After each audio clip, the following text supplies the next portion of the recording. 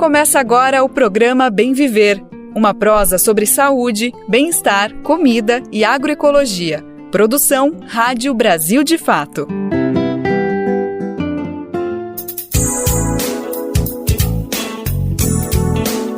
Olá, hoje é quarta-feira, dia 10 de abril de 2024. Eu sou Afonso Bezerra e está começando agora mais uma edição do nosso Bem Viver, uma produção da equipe do Brasil de Fato. Hoje eu me despeço aqui da apresentação do Bem Viver porque amanhã o meu amigo Lucas Weber volta das suas merecidas férias assumindo o seu posto. E já deixo aqui o meu muito obrigado a você pela companhia nesses dias em que estive à frente do programa trazendo muito assunto aqui pra gente prosear. Mas antes de passar o bastão pro meu amigo Lucas Weber, vamos aos destaques do programa de hoje. Na nossa entrevista do dia, um bate-papo com o ator e dramaturgo amazonense Adanilo, que fez parte do elenco da primeira fase da novela Renascer, interpretando o personagem Diocleciano. Ele contou um pouquinho sobre esse personagem, a sua trajetória enquanto ator indígena e outras ideias para lá de interessantes. Não vai perder, hein? Fica aqui com a gente. O que a nomeação de Ailton Krenak para a Academia Brasileira de Letras significa para os povos indígenas? A gente vai ouvir uma entrevista com Edson Caiapó sobre esse assunto. Reportagem do Brasil de Fato revela a relação da internet via satélite de Elon Musk com o garimpo ilegal em terras indígenas Yanomami. E no Mosaico Cultural vamos falar sobre os 8 anos do Sarau das Pretas, um espaço de encontros coletivos, poesias e intervenções culturais em São Paulo. Esses e outros assuntos você vai ouvir a partir de agora. E abrindo o programa de hoje, quem chega é Lucas Weber, em uma entrevista com o ator, diretor e dramaturgo amazonense Adanilo. Adanilo é indígena e descende de povos originários do Baixo Solimões e Baixo Tapajós.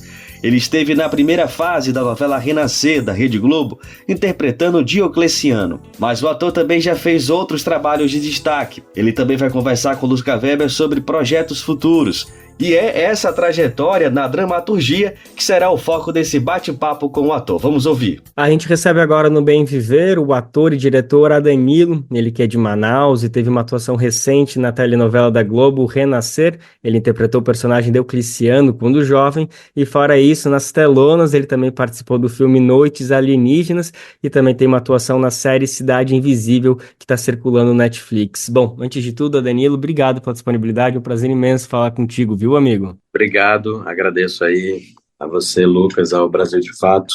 Tamo aí, diretamente de Manaus para o mundo. É isso, a Força do Norte brasileiro, quero falar bastante sobre isso, amigo. Mas antes vamos falar um pouquinho sobre Renascer, porque, enfim, é uma novela que já fez sucesso no passado e está voltando a fazer sucesso agora. Fala bastante da produção do cacau na costa sul da Bahia. O senhor teve uma atuação ali no começo da novela e uma das tramas, você participa ali do núcleo principal que traz ali uma produção sustentável, uma produção alinhada com a natureza ali da produção do cacau.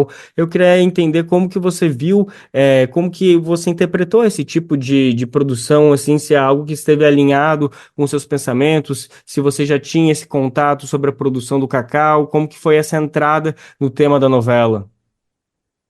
Sim, o próprio enredo da novela teve alterações, né? A primeira versão da novela foi feita 30 anos antes e de lá para cá muita coisa mudou na lida do cacau. Com as coisas que a gente estudou, com as pessoas que a gente pôde conversar. A preparação da novela teve todo um período em Ilhéus, aí no sul da Bahia, que é onde a novela se passa, e aí a gente pôde conferir como tem sido pensado e também estudar como era pensado antes esse manuseio do cacau, né? Na época em que a novela se passa para o meu personagem, que é no início da década de 90, o personagem do Zé Inocêncio, junto, claro, com Diocleciano e Jupará, eles acabam sendo uma espécie de pioneiros na forma de lidar com o cacau, assim. Porque naquele momento a produção era feita de outra maneira e o personagem já vem com esse intuito. Eu acho muito interessante, assim, uma maneira diferente de lidar com a agricultura de maneira geral mesmo, né? Eu acho muito E quando eu estive lá, eu fiquei ainda mais impressionado, achei muito bonito, fiquei muito envolvido, poder saber a questão da poda do cacau, como é que funciona o plantio e toda a dinâmica, né, essa dinâmica rural de fazenda do sul da Bahia, achei muito impressionante, assim, e me conectei muito por conta da minha vivência, principalmente na infância, né, eu vivia muito com meus pais no interior, meu pai é uma pessoa que foi nascida e criada no interior aqui do Amazonas, e essa relação direta com a terra a gente sempre teve. Então, para mim, de algum jeito, eu consegui conectar esses comportamentos que Diocleciano teria que ter na novela, mas eu, a Danilo, também tive ou tenho hoje em menor grau por conta da rotina.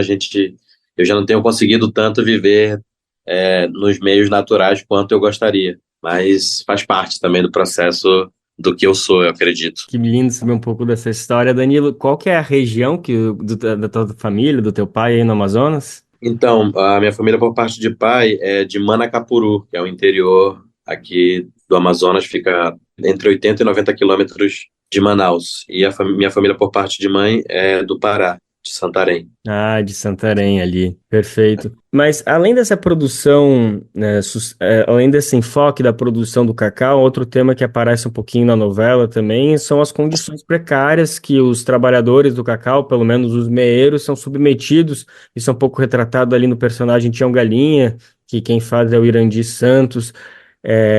Essa é uma realidade que tu também já tinha tido algum contato, já era algo que tu esperava ou também foi um pouco impactado por toda essa violência que existe por trás da produção? Cara, aqui eu vivo na Amazônia, né? Então, tipo, a minha rotina, infelizmente, é lidar com violência, desde do lugar de onde eu venho, que é uma periferia de Manaus, até esses contextos de trabalho exploratório que aqui a gente vê de montão, né? E eu acho que na novela tá até abordado de outra maneira, né? A gente vê, é isso. Acho que o Bruno Luperi, o autor, foi muito feliz também em ressignificar coisas daquele momento, ao mesmo tempo que consegue ser crítico com o que é necessário, né? Desde das condições de trabalho até as próprias relações humanas, assim, principalmente isso, assim. Eu vejo como o Benedito Rui Barbosa é um autor, né, que explora, no caso, quando escreveu Renascer, ele explora muito isso, assim, é o profundo da relação. Eu acho Diocleciano, por exemplo, falando do meu personagem, ele é muito complexo. Participei de 13 capítulos da novela e em 13 capítulos eu passei por diversas emoções, do trágico ao muito emotivo, ao amoroso.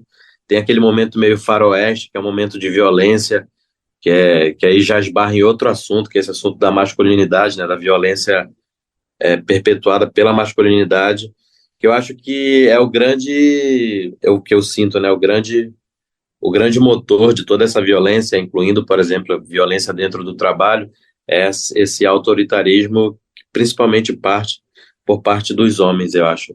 E na novela isso lida muito bem, assim, tem o lance do coronelismo, né, tem todo acho que essa violência mesmo, esses diversos aspectos da violência que eu sinto que aparecem por conta dessa imposição masculina na liderança, não sei, que aí é um problema social, né, na verdade, é um problema estrutural, é algo que a gente lida há muito tempo e vai ter que lidar ainda mais, assim, principalmente nós homens, onde é que a gente se coloca para conseguir resolver isso. Eu me vejo muito assim, eu sou de um bairro de periferia e minhas referências, infelizmente, estiveram muito equivocadas. Dá para se compreender, porque eles também tiveram referências equivocadas, é um grande efeito dominó, né? A gente vai reproduzindo comportamentos e tudo. Então eu me vejo lutando muito contra tudo que eu fui induzido a ser, ou grande parte do que tentaram me condicionar a ser, quanto pessoa, quanto ser humano, quanto homem, eu vou tentando quebrar.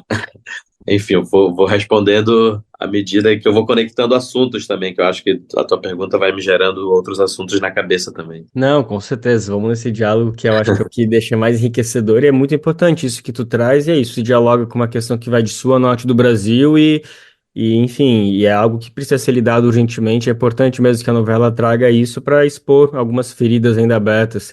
mas se tu me permite voltar só um pouquinho mais ainda sobre essa questão da relação do trabalho, que quando você começou a responder, tu já trouxe isso que a novela traz de uma maneira talvez não tão exatamente como condiz a realidade. Eu queria que tu explorasse um pouquinho mais. Tu acha que talvez a novela romantize um pouquinho, talvez ela atenue um pouquinho da violência que existe nesse tipo de relação de trabalho? Cara, acho que não. Eu assisto a novela e eu vejo que os personagens todos estão em mazelas, assim, tipo, a gente entende o contexto, principalmente porque uma obra de arte não tem necessariamente a obrigação de contar explicitamente as coisas, ou de ser tão didática ou ser tão panfletária, ainda que seja, vai ser, não tem como, vai estar sempre tomando um partido. Mas eu vejo que essa novela especificamente, ela tem muitas camadas, assim, você vê, tá dito em várias coisas, você olha a habitação onde certos personagens moram, você vê o estilo de roupa, eu acho que tá nesses detalhes a gente consegue pegar, né? E eu vejo que não é necessariamente a questão, os personagens têm outras coisas para resolver, às vezes. Mas vendo o Irandir Santos, por exemplo, aqui, esse personagem, ele exprime o total disso, né, da relação de trabalho, assim. E para mim tá tudo ali, assim, tá tudo dito. Eu entendo o contexto de onde ele vem, eu sei mais ou menos pelo que ele passa, ainda que ele não me falasse, eu consigo ver. Eu acho que a novela é feliz, inclusive, nisso, assim. Tem muitas camadas, não é só uma apresentação, sei lá, não é superficial. Os personagens são bons e são ruins, e aí tem outros detalhes que é isso, não vai estar na boca de um personagem, ele não vai chegar e dizer estou passando por isso. Não é esse o caso, né? E não diga que não é para fazer uma obra como essa. De fato, vai me interessar sempre que existam obras para todos os lados, assim. E acho que isso. É isso, a pluralidade, a capacidade da arte de atingir diferentes partes da nossa percepção, de fazer rir e chorar ao mesmo tempo, né? Acho Agora, que sim. mas, Danilo, agora voltando ao final da tua resposta anterior, que estava discutindo bastante de violência, masculinidade tóxica, essas questões, eu queria agora fazer um paralelo com o Noites Alienígenas. É um filme que se passa em Rio Branco, no Acre, também pertence à região norte, mas enfim, é uma distância muito grande em relação a Manaus, mas a gente também sabe que quer dizer, eu quero ouvir da tua percepção que paralelos a gente pode fazer sobre essa temática do filme que, bom, para quem não assistiu, fala muito sobre a violência importada ou talvez exportada do sul, sudeste, por meio dessas facções de tráfico de drogas que chegam na região de Rio Branco e fazem escalar em uma situação muito grotesca o nível de violência a partir disso, do tráfico de drogas. Você se sentiu também contemplado de alguma maneira nesse roteiro pela realidade que você viveu em Manaus? Eu sou ator e adoro as possibilidades de viver coisas, situações em espaços e lugares e tempos que eu nunca viveria. Esse é meu caso em Renascer. Eu estou ali trabalhando como ator e vou viver uma história que eu tenho similaridades, é isso, vivi na roça, não sei o quê, mas é uma história lá no sul da Bahia, tem outro sotaque, outra coisa. No caso de Noites Alienígenas, é uma realidade muito próxima à minha, muito próxima. Por ser uma capital da Amazônia também, uma capital na Amazônia, assim como o Rio Branco, Manaus está lidando com os mesmos problemas, assim. Além, é claro, da similaridade disso, de ser uma capital no meio da floresta, de ter esse contato muito mais direto e explícito com as comunidades indígenas, com realidades indígenas, em termos de tudo, de culinária, de fala, de comportamentos, de alimentação, tudo. Então, em Noites Alienígenas, aqueles personagens são meus primos, meus colegas, meus amigos, é a minha família. Tem uma relação muito próxima, assim, e infelizmente essa relação próxima do que o filme trata, que é isso, a violência. Eu vi vários amigos meus morrerem, vi vários amigos meus enveredarem para o mundo do tráfico, e a gente sabe bem que o problema está na falta de oportunidade mesmo, na falta de acesso a aparelhamentos públicos básicos como saúde, educação, enfim, as pessoas estão sem poder pensar o que elas poderiam ser, pelo menos. Nos é tirado o direito de sonhar. E aí Noites Alienígenas dialoga completamente com isso, assim. O meu personagem, né, que é o Paulo, é uma pessoa indígena que vive há um tempo afastado do cotidiano do seu povo. Ele e a mãe moram na cidade, os parentes moram mais afastados, mas em contato com a floresta. E o Paulo acaba se viciando, né, em pasta base de cocaína, e ele fica meio na mão desses traficantes da região. E é justo nesse momento em que as facções estão tomando conta da cidade. É isso, é muito a minha realidade, muito tudo assim, tudo muito próximo. Quando a gente filmou, eu lembro de passar pelas ruas, eu sempre tinha essa sensação de estar em Manaus, poderia ser um bairro de Manaus, aquele lugar de Rio Branco, até a geografia mesmo. É muito diferente, mas é muito parecido, muito isso assim. Eu continuava me sentindo na Amazônia, mas com as particularidades de Rio Branco, é claro, mas sempre, não sei se a experiência foi muito forte, na verdade. Em Noites Alienígenas foi o primeiro filme em que eu fui reconhecido, né, convidado para ser uma pessoa com um contexto indígena, uma pessoa que é a primeira vez que o diretor olhou para mim e falou assim: você é uma pessoa indígena e pode trabalhar como indígena. Óbvio, em contato com os outros indígenas que fazem o filme também, tentando entender, né, quem é. E isso faz parte, na verdade, de todo o entendimento de quem eu sou também. Então veio como uma espécie de confirmação. Eu, desde 2015, passo a me reconhecer como uma pessoa indígena, a entender a minha história, a buscar saber as minhas origens e tudo isso. E aí, em 2019, vem o filme e é uma espécie de confirmação para mim. E o filme também tem muito isso. É sobre alguém que está em retomada também, né? Que é esse termo que a gente usa. Ele precisa retomar as origens dele e ele vai buscar isso na medicina da família, que a família dele usa, nos rituais. E para mim, essa busca se deu quase como uma necessidade. Eu morava no Rio de Janeiro, deixei de me identificar com as pessoas do Rio, não entendia bem o contexto onde eu estava, comecei a pensar quem eu era, comecei a investigar e aí entendi. E aí sigo esse processo até hoje, na verdade, né? Porque se você parar para pensar, eu estou me entendendo como pessoa indígena há muito menos tempo do que eu vivo. Eu tenho 33 anos, foi em 2016 isso, então são muitas coisas para serem entendidas. E o Noites Alienígenas colabora muito para eu entender vários contextos, contexto de periferia, contexto de pessoa indígena, contexto de Amazônia, de paternidade, que ele é um pai também, né, o meu personagem, tudo isso.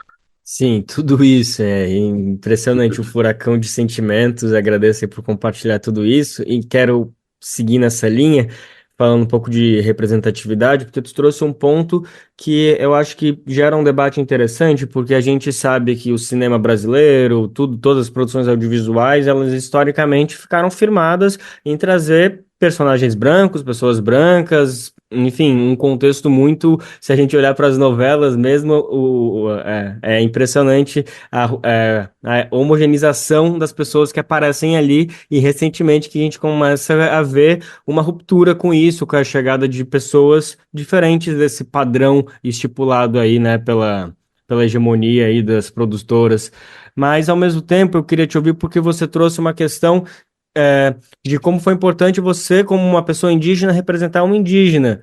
Mas também me parece importante que você, como uma pessoa indígena, represente não necessariamente uma pessoa indígena, né? Para poder permitir que você seja um ator, não necessariamente um ator indígena. Enfim, eu queria te ouvir um pouquinho sobre isso, o que que a gente precisa entender nesse momento de representatividade. Hoje, a minha luta, e não só a minha, porque eu já tive a oportunidade de conversar com outros parentes que vivem esse dilema parecido com o nosso, que é o do ator indígena estigmatizado, como se só existisse uma realidade nossa. O nosso dilema hoje é justamente quebrar esse estigma, esse estereótipo. Então, tipo, a gente se pensa muito, nós, atores e atrizes indígenas, né, contemporâneos, uns amigos meus que eu tenho a oportunidade de conversar, que estão participando de produções audiovisuais grandes também, por exemplo, a gente precisa ser lido como ator e como atriz, primeiro. Eu acho que a indígena a gente nunca vai deixar de ser, então todo e qualquer personagem vai ser. Só que é preciso que nós sejamos lidos de outra maneira, em todos os contextos. Essa é a questão, na verdade. que eu possa ser um empresário, que eu possa ser um médico, um advogado, que eu possa frequentar um shopping, que eu possa, sei lá. Essa é a questão hoje, né? E toda a desinformação sobre pessoas indígenas de maneira geral nos confunde muito, porque criou-se um estereótipo muito fixado na cabeça do povo brasileiro sobre o que nós somos, e parece impossível de quebrá-lo, assim, quando na verdade a gente está aí em todos os espaços. Se você sair na sua rua e der uma volta, provavelmente você vai encontrar uma pessoa indígena, ainda que essa pessoa não se reconheça, né? Porque o grande problema é esse, é a falta de identidade, falta de pertencimento às identidades indígenas que foram perdidas e muito diluídas também, né? Então ninguém sabe quem é o quê, virou todo mundo esse genérico brasileiro, e identidades que eram tão importantes para a nossa existência, e eu falo de existência espiritual também. Tipo, a gente estava muito mais conectado com tudo, com o nosso corpo, com tudo, com nossas culturas, e a gente teve esse grande rompimento. Passamos por esse grande processo de adaptação muito bem, porque sobrevivemos, na verdade. A gente podia simplesmente ter minguado ou desaparecido, e, no entanto, sobrevivemos e estamos extremamente, entre muitas aspas, adaptados. Construímos esse país e agora que estamos tendo a chance de mostrar o que somos e quantos somos e por que somos. Você vê esses dados que medem a população, os números de pessoas indígenas sempre são muito baixos, né? Recentemente tivemos um aumento significativo, o que é natural, na verdade, esses números sempre estiveram aí, mas a gente precisa entender que realmente os processos violentos que a gente passou não nos permitiam nem aceitar nossos corpos, nossas falas, nada. Então, e eu me sinto feliz de fazer parte desse novo levante também. Eu sinto que existe um levante que vem se dando há muito tempo, assim, principalmente, acho que no último século e depois ali da ditadura, durante a ditadura, o levante indígena vem se dando de uma maneira muito intensa, e na última década ainda mais, né, participando desse processo de globalização, quando todo mundo pôde se ver, quando eu soube que tem aldeia em tudo quanto é lugar desse país, e essas pessoas também souberam, e a gente pôde se conectar, e a gente fez uma espécie de pacto de dizer, mano, não vamos mais estar apagados, a gente vai estar presente em todos os contextos.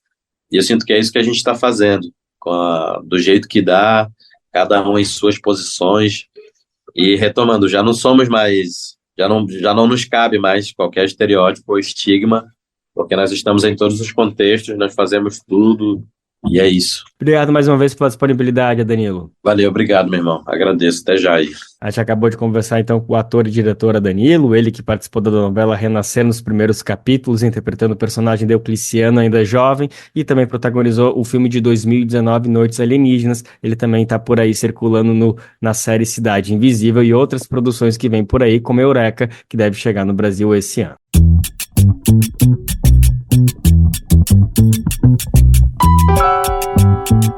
Oi pessoal, eu sou Rosana Fernandes, da Coordenação Política Pedagógica da Escola Nacional Florestan Fernandes, e hoje eu tenho um convite especial para você. A Escola Nacional Florestan Fernandes precisa do seu apoio para continuar promovendo a formação política da classe trabalhadora.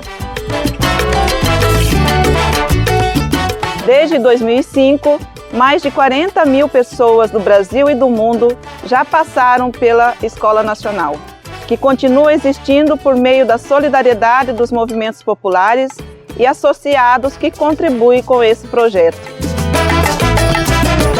Conheça o trabalho e seja um amigo da Escola Nacional Florestan Fernandes. Acesse www.amigosenff.org.br e saiba mais.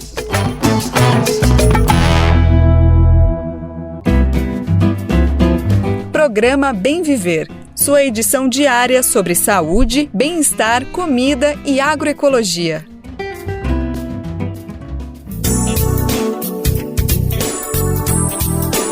E a gente traz outra entrevista no programa de hoje sobre a nomeação de Ailton Krenak para a Academia Brasileira de Letras e o que esse fato histórico significa para os povos originários brasileiros.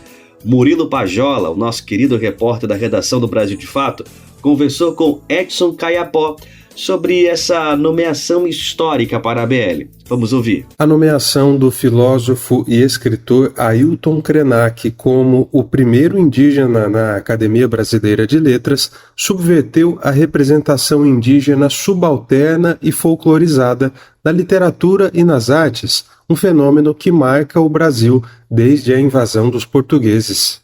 Essa é a visão de Edson Caiapó, escritor e ativista indígena, nascido no Amapá e pertencente ao povo Mebengocré.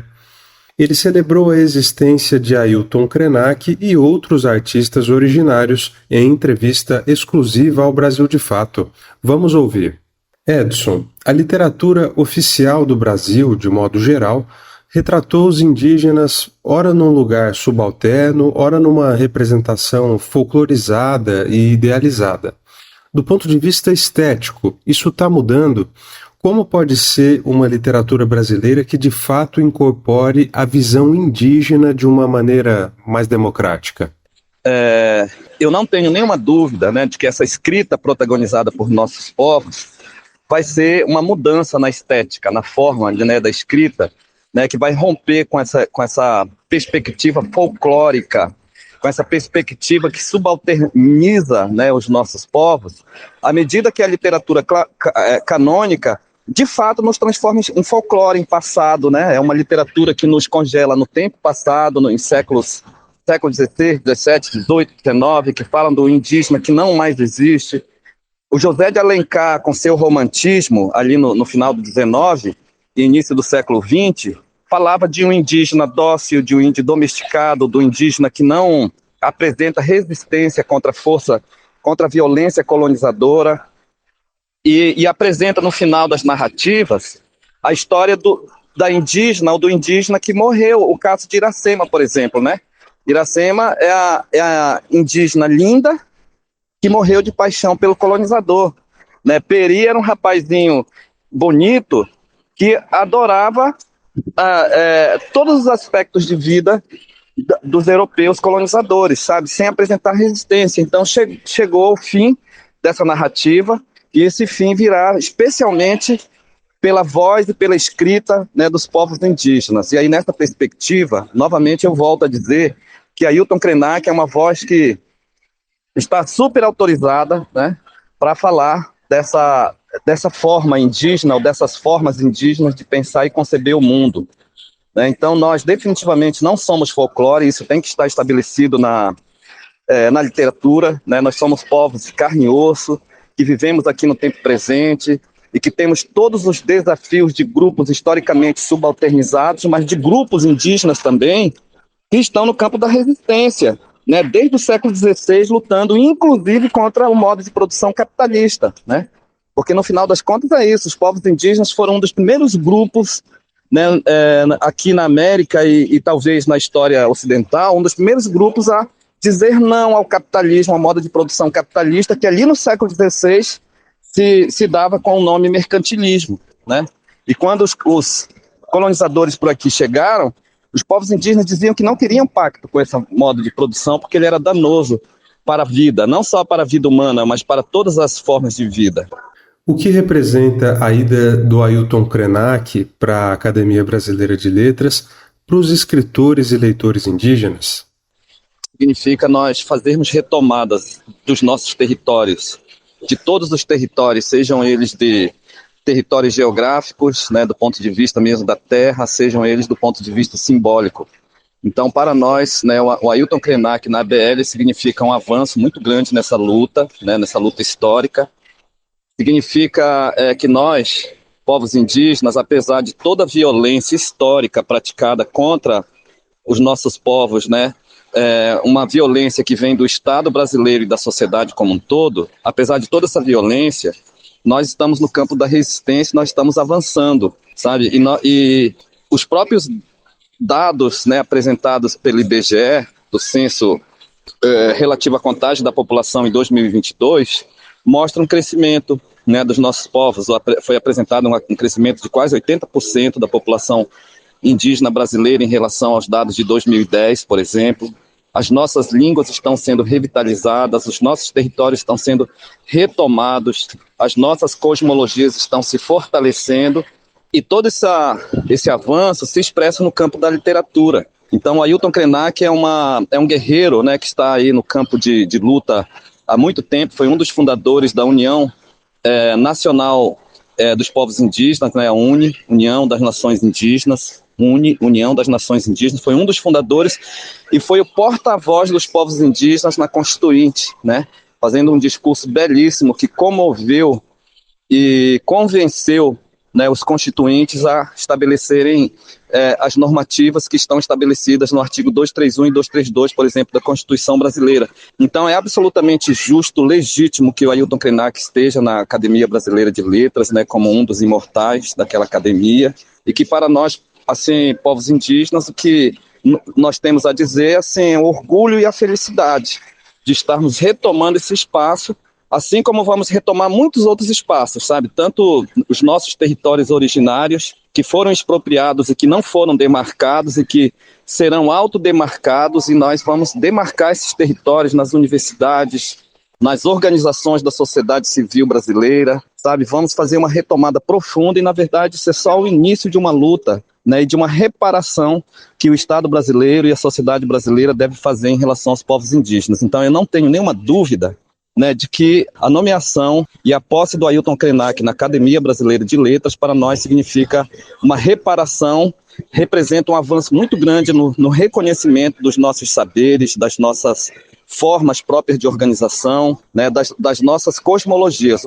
Mesmo assim, a indicação do Krenak não significa a solução de um déficit de representação indígena na ABL, que é histórico. Obviamente, nós reconhecemos que é um déficit e nós não temos nenhuma dúvida que há espaço, sim, para reparações maiores, para mais reparações. Não só na ABL, mas em todos os espaços da sociedade brasileira. Nós precisamos ocupar espaços dentro das universidades, como estudantes de graduação, de pós-graduação. Precisamos ocupar espaços como docentes nas instituições de ensino superior, como pesquisadores reconhecidos pelos organismos, né, pelas agências fomentadoras de pesquisas. Nós precisamos, né, ter mais representações no parlamento, né, nos poderes executivos. Eu não tenho nenhuma dúvida, sabe, que isso vai acontecer, na verdade já está acontecendo. A literatura brasileira, cada vez mais indígena, pode ajudar a adiar o fim do mundo, como diz o título de um livro do Ailton Krenak? As ideias para adiar o fim do mundo, às quais o Ailton Krenak se reporta, essas ideias estão estabelecidas nas experiências e nas vozes e nas escritas dos povos indígenas. Porque nós, povos indígenas, escritores, pajés, curandeiras, parteiras, caçadores, pescadores e pessoas indígenas, temos experiências de vida que podem colaborar na reconstrução de tudo que foi destruído em nome do progresso. Nós, povos indígenas, temos muito a contribuir para a reconstrução de tudo que foi destruído em nome do progresso, né? Então, pensou-se ali no século XVIII numa lógica racionalista humana que desenvolveria uma sociedade de progresso e bem-estar para todos. E nós estamos aqui, né, no mês de abril de 2023, num mundo absolutamente desencantado, um mundo angustiado, né? Então nós vemos assim uma destruição da vida em todas as suas formas, né? Nós vemos um aquecimento global que assusta todo mundo, né? O desequilíbrio climático que espanta a humanidade de maneira geral e que ao mesmo tempo coloca a humanidade em xeque no sentido de colocar as pessoas para se reunir, para dizer assim que o projeto de desenvolvimento humano está errado, né? se articulou de maneira errada, e que estabelece a discussão sobre a necessidade de repensar toda essa trajetória e pensar em formas alternativas de vida. E aí, nesse sentido, os povos indígenas estão dispostos a falar das suas experiências que são muito interessantes, porque são formas de organização que estabelecem um diálogo respeitoso com a vida, sabe? Então, por exemplo, a Amazônia preservada não é a Amazônia das mineradoras, do agronegócio ou das madeireiras, né? De maneira geral, do agronegócio de maneira geral. a Amazônia preservada e a Amazônia especialmente onde estão situados os povos indígenas, né? Mas, sobretudo, é importante dizer que nós temos disposição para o diálogo intercultural em nome do bem para todos, para toda a humanidade e para todas as formas de vida que estão nesse lugar que nós chamamos de natureza. Você ouviu Edson Caiapó, escritor e ativista indígena, falando sobre a nomeação do filósofo e escritor Ailton Krenak como o primeiro indígena na Academia Brasileira de Letras. De Lábrea, no Amazonas, da Rádio Brasil de Fato, Murilo Pajola. A ABJD é a Associação Brasileira de Juristas pela Democracia. Defende o Estado democrático de direito, a presunção de inocência, o devido processo legal e o acesso à justiça. A ABJD é a única organização do Brasil que reúne todas as categorias de juristas. Do estudante à juíza, da servidora do sistema de justiça ao defensor público. Juristas democráticos são essenciais para evitar retrocessos e avançar nos direitos e garantias. Faça parte da ABJD. Entre no site e associe-se a abjd.org.br.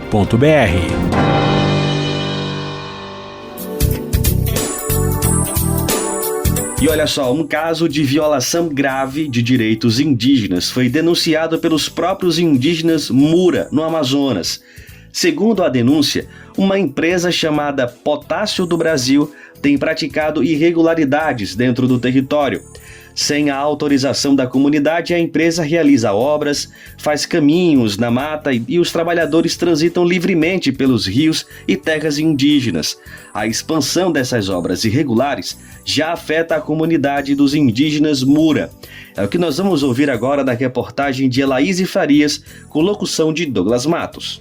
Indígenas Mura da comunidade Lago do Soares, no município de Altazes, no Amazonas, denunciam que desde o fim de fevereiro de 2024, a empresa Potássio do Brasil realiza obras no território sem autorização deles. Os trabalhos da empresa estão se expandindo para proximidades das suas moradias com árvores dentro do território dos indígenas, recebendo marcações numéricas para mapeamentos, conforme relatos e imagens enviados para a Amazônia Real.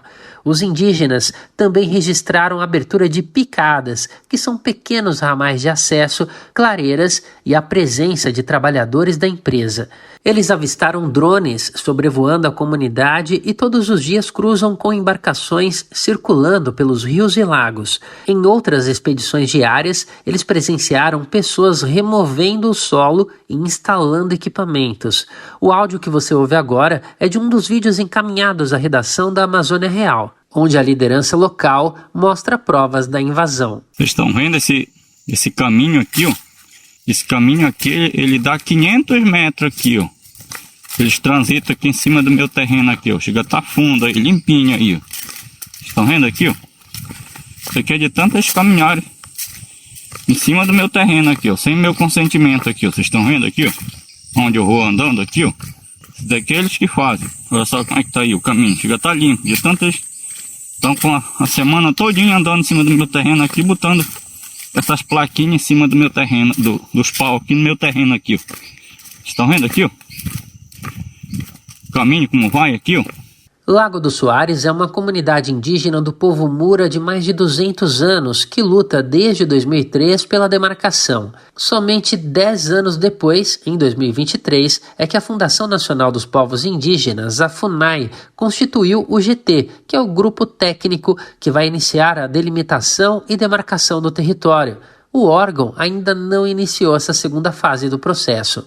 A movimentação de trabalhadores identificados pelos Mura no território ocorre após a decisão do desembargador Marcos Augusto de Souza, do Tribunal Regional Federal da Primeira Região, autorizando a manutenção da competência do IPAM, que é o Instituto de Proteção Ambiental do Amazonas, em conceder as licenças ambientais. No dia 9 de fevereiro, o desembargador derrubou uma decisão anterior da juíza Jaísa Frache, da Justiça Federal do Amazonas, que tinha suspendido o licenciamento em novembro do ano passado, atendendo a um pedido do Ministério Público Federal e dos indígenas Mura contra a exploração minerária. Marcos Augusto de Souza aceitou o recurso da Potássio do Brasil, que tem em sua equipe de advogados Luiz Inácio Adams.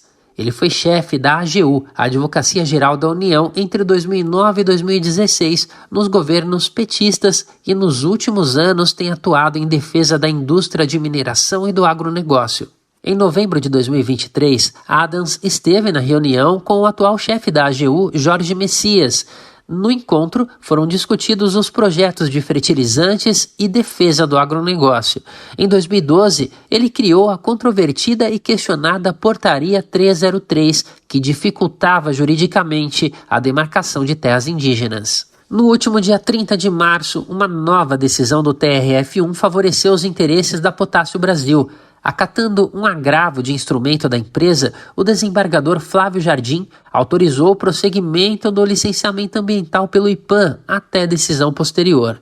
Sérgio Nascimento, uma das principais lideranças do Lago do Soares, disse à reportagem que os funcionários da empresa estão fazendo mapeamento e passam de carros e lanchas tranquilamente, sem se importarem de estar em terra indígena. Em outro trecho do vídeo encaminhado, ele desabafa. Olha aí, ó. Isso aqui é uma invasão, tô me sentindo invadido aqui pela essa empresa aqui. Olha o que eles fazem sem meu consentimento aí, ó.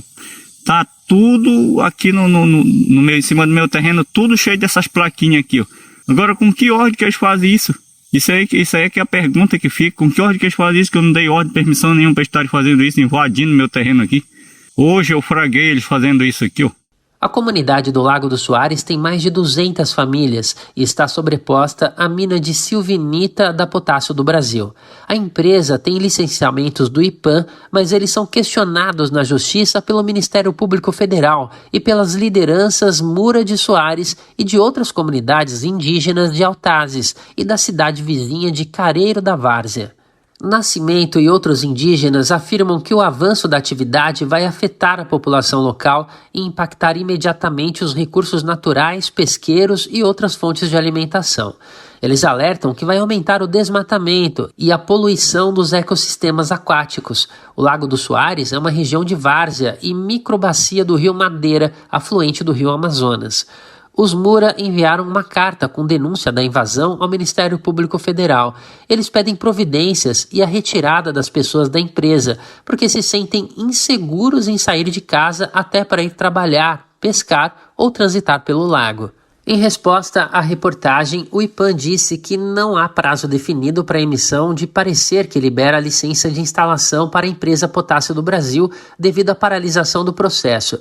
Segundo o IPAM, a empresa deve iniciar as obras apenas quando o parecer for liberado. Em matéria publicada no jornal A Crítica, o presidente do órgão, Juliano Valente, afirmou que o governo deve finalizar o licenciamento de exploração de potássio até junho, mas que a data depende de outros órgãos. Para os indígenas ouvidos pela Amazônia Real, as últimas decisões judiciais estão sendo utilizadas como pretexto para acelerar as licenças ambientais e realizar um processo apressado do empreendimento. Para a Amazônia Real, o Ministério dos Povos Indígenas respondeu que, por ser um tema crucial, o órgão informa adequadamente aos povos indígenas e à sociedade sobre o funcionamento do processo, evitando, abre aspas, incompreensões sobre demarcação de terras indígenas no Brasil, fecha aspas. Conforme o Ministério dos Povos Indígenas, a situação da TI Soares obedece essa lógica. Segundo o órgão, se trata de uma das terras que o Ministério acompanha, especialmente por estar numa região com grande presença indígena e que historicamente tem sido reivindicada pelo povo Mura.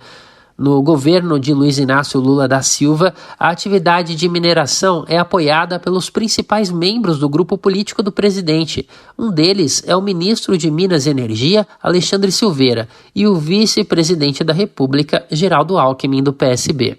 De São Paulo, da Rádio Brasil de Fato, com reportagem de Elaíse Farias, da Amazônia Real. Locução, Douglas Matos. Quer saber onde encontrar livros bons, baratos e com conteúdos que te ajudam a entender a situação atual do Brasil e do mundo? Na Expressão Popular. Lá você encontra obras sobre marxismo, agroecologia, educação popular, literatura e muito mais. Com os livros da Expressão Popular, você se fortalece para a batalha das ideias e para a construção de um mundo melhor. Para saber mais sobre o acervo dessa editora popular, Acesse o site expressãopopular.com.br ou faça uma visita à livraria na Rua Abolição 201, próximo ao metrô Anhangabaú, em São Paulo. Editora Expressão Popular. Você está ouvindo o programa Bem Viver, uma prosa sobre saúde, bem-estar, comida e agroecologia.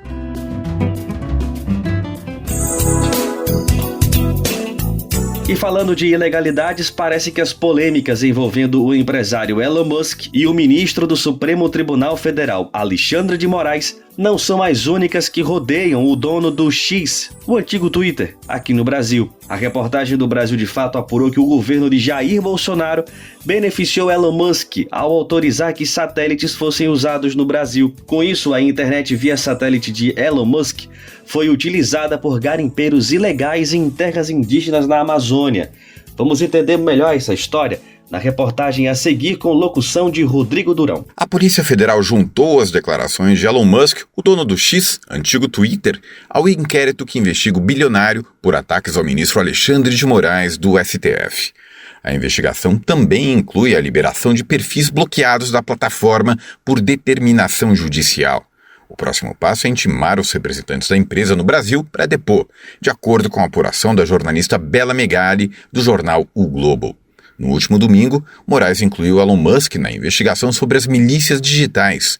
Na ocasião, determinou uma multa diária de R$100 mil caso ele desobedeça a qualquer ordem judicial, como reativar perfis bloqueados judicialmente. Ainda no final de semana, o empresário publicou em seu perfil que Moraes, abre aspas, traiu descaradamente e repetidamente a Constituição e o povo do Brasil, fecha aspas. Musk escreveu ainda que o ministro deveria renunciar ou sofrer impeachment. Após a decisão de domingo do magistrado, o dono do X voltou a atacar Moraes. Ele questionou, abre aspas, por que é que o parlamento permite a Alexandre o poder de um ditador brutal? Os parlamentares foram eleitos, ele não. Jogue-o fora. Fecha aspas. Em sua decisão, Moraes escreveu que é inaceitável que a plataforma desconheça a instrumentalização criminosa que vem sendo realizada pelas denominadas milícias digitais. Ainda segundo o magistrado, isso tem ocorrido com a propagação de inúmeras práticas ilícitas nas redes, especialmente no grave atentado ao Estado Democrático de Direito do 8 de janeiro. O ministro também escreveu que está caracterizada a utilização de mecanismos ilegais por parte do X. Já Musk ameaçou remover restrições de perfis de aliados do ex-presidente Jair Bolsonaro, bloqueados pelo STF. O bilionário ainda disse que poderia fechar as operações da empresa no Brasil e publicar todas as requisições judiciais enviadas à rede social pela Justiça. Da Rádio Brasil de Fato, com informações de Brasília, Rodrigo Durão. Você adora ler, ama livros e gostaria de entender melhor o nosso país? Imagine receber todo mês um kit com um livro e um dossiê que te ajuda a entender a nossa sociedade hoje, por um preço baixinho e com frete grátis para todo o Brasil. Este é o Clube do Livro da Expressão Popular. Para saber mais, acesse o site expressãopopular.com.br e escolha seu plano. Assine agora! Expressão Popular. 20 anos na Batalha das Ideias.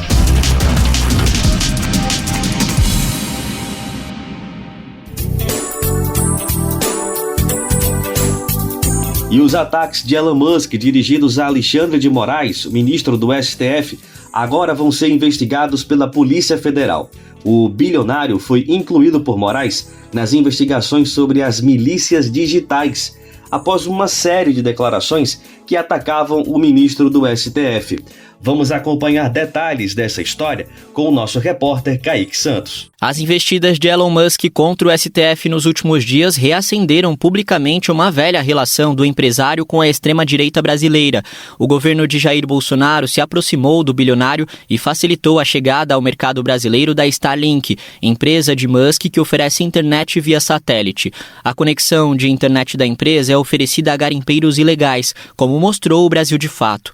A reportagem apurou apurou que os mesmos perfis de WhatsApp que revendem a internet da Starlink anunciavam em 2023 várias ofertas ilegais, entre elas a compra de ouro e cassiterita extraídos de forma clandestina da terra indígena Yanomami em Roraima.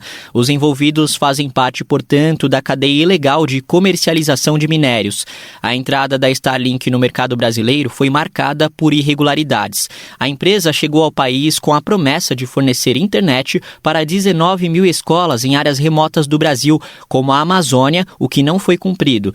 Em 2022, o Brasil de fato revelou que o governo Bolsonaro interferiu na Anatel pela autorização da operação em território brasileiro dos satélites da empresa.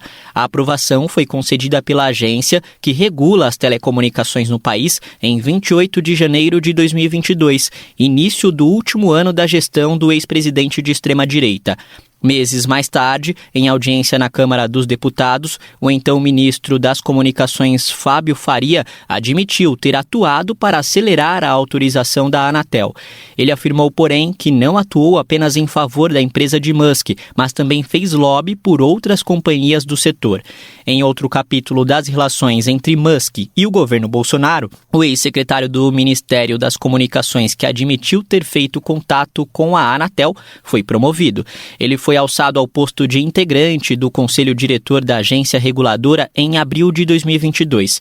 Na época da implementação no país, o modelo comercial da Starlink desrespeitava normas da Anatel e o Código de Defesa do Consumidor. A empresa não informava aos clientes o endereço ou a razão social da empresa, o que fere as regras da agência. A informação foi publicada em setembro de 2022 pelo jornal Folha de São Paulo. Da Rádio Brasil de Fato, com informações de Brasília, locução Kaique Santos.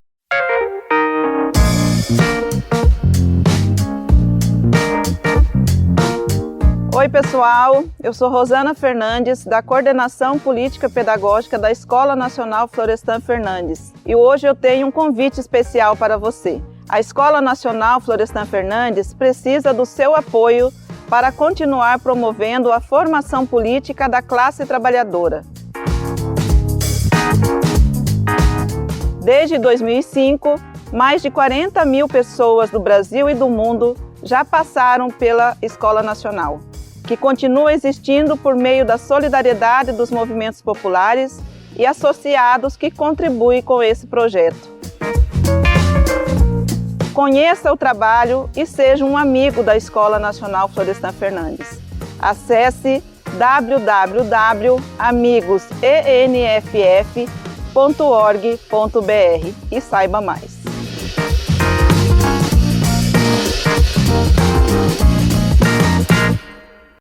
Se alimentar como um ato político e comida sem veneno? O Armazém do Campo reúne as duas coisas com a agricultura familiar orgânica e agroecológica dos assentamentos da reforma agrária. São várias lojas espalhadas pelo Brasil com produtos do Movimento Sem Terra, MST, além de atividades culturais, cafeteria e almoços coletivos. Encontre o Armazém do Campo mais próximo de você pelas redes sociais e venha. Traga sua família e amigos para conhecer um novo jeito de comer bem.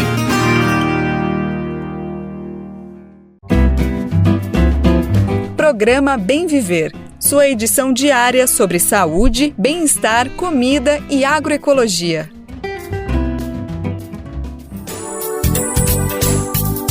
E para fechar a edição do Bem Viver desta quarta-feira, vamos de mosaico cultural.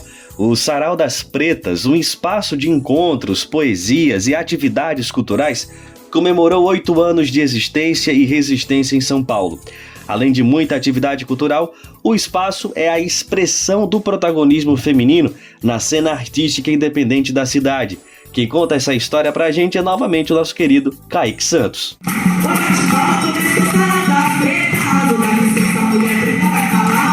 Uma das apresentações foi essa, realizada no Céu Vila Atlântica, na zona noroeste da capital paulista. Com poesia, música e demais intervenções culturais, o Sarau das Pretas entreteve e levou conhecimento a adolescentes do ensino fundamental. Criado em 2016, o Sarau faz aniversário em março, com uma atividade para cada um dos 8 anos de existência.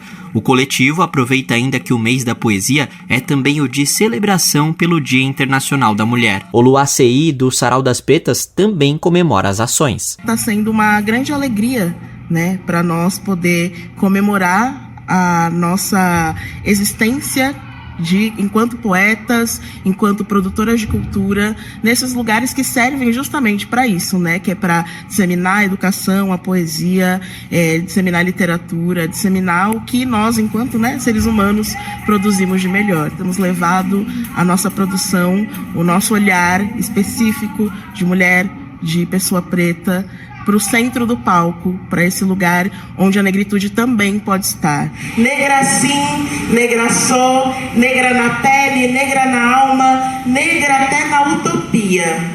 Se me gritassem negra, eu ao coro me juntaria. Débora Garcia, idealizadora do Sarau, celebra o aniversário. Para a gente é muito importante para reforçar essa questão do acesso à arte e à cultura, porque hoje a gente tem essa ideia do artista num pedestal, aquela coisa do like, do inacessível, e todos nós somos artistas e protagonistas da nossa própria história. Então a nossa poesia é sobre o cotidiano, é sobre a mulher, é sobre o preto, é sobre a periferia, e para que esses alunos possam olhar para a sua realidade e também ver poesia. Em geral, a poesia é caracterizada por um texto ou forma de expressão marcada pela subjetividade, e assim revela e expressa sentimentos e pensamentos, emoções, estado de espírito, visões pessoais. A palavra deriva de outra do grego que significa ato de criar. Dentro da literatura, a poesia é uma das 7 artes tradicionais do mundo. Nossa palavra é mel.